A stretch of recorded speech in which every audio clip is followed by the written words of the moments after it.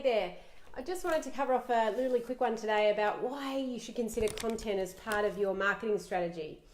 A lot of people see content and blogs and doing things like that as such a labor intensive, hard to do. Why would I bother part of their marketing? But if you can use the content that you create in multiple ways, it really can help in your marketing strategy. One of the first ways that content is great and why it should form part of your marketing is that it positions you as an expert. Because so many people go, oh gosh, I don't want to have to put content together, what a pain in the butt. If you're doing it, you're actually separating yourself from the competition. So yes, there are a lot of blogs and YouTubers out there, but if you've got a niche and you're not talking about your expertise in that niche, then people are going to look at other people. So, you should be creating some content to position yourself as an expert. The next one is it gives you authority. So a little bit different to an expert. It actually gives you, like a book being an author, and the word authority, comes from author, is that you really should be considering authoring and becoming an authority in your space. This is a little bit different to an expert. So when I say authority, it means that you start to be considered someone who is all-knowing. Expert, yes, is similar, but an authority is someone who, has an opinion and has something to say about something and forms, some sort of position about a particular topic. So, don't be scared to be a little bit controversial sometimes and raise some eyebrows. I mean, not to the point that it's going to get you in trouble or anything like that, but actually pose some questions and challenge some ideas that are out there, and that will really help to position you, and that's a way to use your content.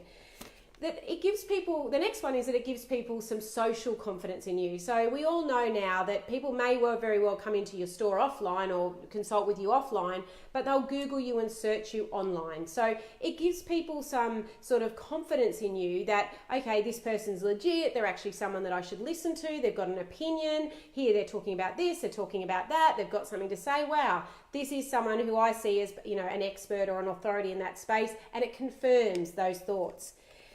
It builds consistency builds comfort, is what they say. So that's the next point. So when you are doing content, try to avoid, if you can, doing one blog post every 4 months. And if you are going to be one of those people that do a blog post once every 4 months, and you know that about yourself, then take the dates off your blog. Instead of putting August 2017 as the last time you blogged, just take the dates off. And then people won't know the last time you blogged unless they're visiting you really regularly, and then they'll find you out. And then take the blog post that you've written and use it as content across your social. So commit to it, maybe tomorrow on the weekend, commit to it, create a blog, and then turn that into 5, 6, 10, 15 different social media posts and schedule them. And then you can have a bit of a breather for a while, and your content's doing the work for you.